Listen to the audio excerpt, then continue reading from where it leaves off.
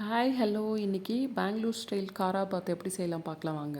சூப்பராக இருக்கும். ஒரு பேனில் 1 டம்ளர் ரவை சேர்த்துக்கலாம். சேர்த்து நல்லா ரோஸ்ட் பண்ணிக்கலாங்க.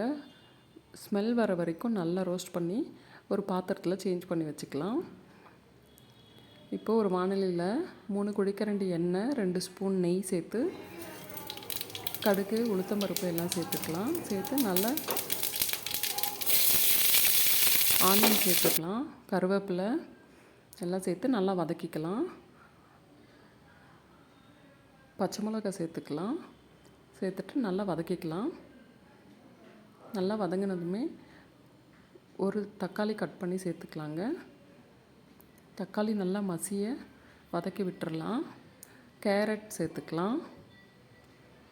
இதோடு கூட என்ன வெஜிடபிள்ஸ் வேணால் சேர்த்துக்கலாங்க. கேரட், பீன்ஸ், பச்சை பட்டாணி, கேப்சிகம் எல்லாம் சேர்த்துக்கலாம். நான் கேரட்டும் பச்சை பட்டாணியும் சேர்த்துருக்கேன்.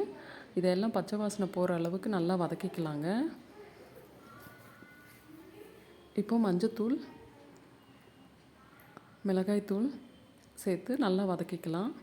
வதக்கிட்டு 1 டம்ளர் ரவை எடுத்துருக்கோம் இல்லையா, அதுக்கு 3½ டம்ளர் தண்ணி சேர்த்துக்கலாம். தண்ணியை சேர்த்து நல்லா கொதிக்க விட்டுடலாம். 3½ டம்ளர் தண்ணி சேர்த்து நல்லா கொதிக்க விட்டுடலாம். கொதி வந்ததுமே நம்ம வறுத்து வச்சுருக்க சால்ட் சேர்த்துக்கலாம். வறுத்து வச்சுருக்க ரவையை இதோடு சேர்த்து நல்லா மிக்ஸ் பண்ணிடலாம். உருண்டை பிடிக்காமல் மிக்ஸ் பண்ணிக்கோங்க. நம்மளோட ஈஸி அண்ட் சிம்பிள் காரா பாத் ரெடி. ஒரு பிளேட் போட்டு ஒரு 2-3 மினிட்ஸை விட்டுடலாங்க மீடியம் ஃப்ளேமில். இப்போ பாருங்கள், நல்லா இறுக்கி வந்துருச்சு. ஒரு வாட்டி மிக்ஸ் பண்ணி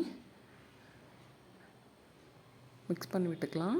1 ஸ்பூன் நெய் சேர்த்துக்கலாம். சேர்த்து நல்லா மிக்ஸ் பண்ணிட்டோன்னா நம்மளோட பெங்களூர் காரா பாத் ரெடி.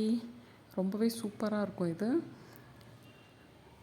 ரொம்ப டேஸ்டியான ஃபுட். இது நீங்களும் ட்ரை பண்ணி பாருங்கள். தேங்க்ஸ் ஃபார் வாட்சிங்.